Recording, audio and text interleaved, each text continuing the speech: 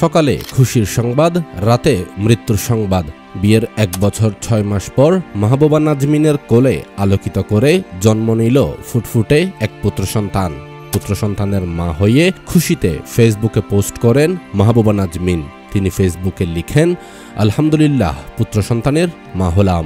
কিন্তু ছেলেকে দুনিয়ার আলো দেখাতে পারলেও মা চলে গেলেন দুনিয়া ছেড়ে। পরিবারের নতুন সদস্যের আগমনে সবার মধ্যেই ছিল খুশির আমেজ। নাজমিনের স্বামী মোহাম্মদ রিমন দুবাই প্রবাসী। ফেসবুকে দোয়া কামনা করে স্ট্যাটাসও দিয়েছিলেন তিনি। কিন্তু এই আনন্দ স্থায়ী হলো না। রাতে শারীরিক অবস্থার অবনতি হয় নাজমিনের। এক পর্যায়ে হাসপাতালে মৃত্যুর কোলে ঢলে পড়েন তিনি।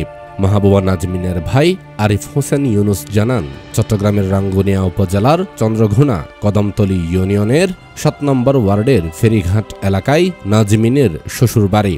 সেখানেই গত সোমবার রাতে নাজমিনের প্রসব ব্যথা উঠলে স্বজনরা তাকে প্রথমে চন্দ্রঘোনা জেনারেল হাসপাতালে ভর্তি করে সেখান থেকে তাকে রেফার করা হয় রাউজানের নোয়াপাড়া পাইওনিয়ার হাসপাতালে।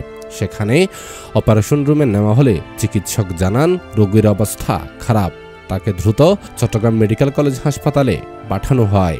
সেখানে তার চিকিৎসা শুরু হয়। মঙ্গলবার সকালে সিজারিয়ার অস্ত্রোপচারের মাধ্যমে নাজমিনের পুত্র সন্তানের জন্ম হয়।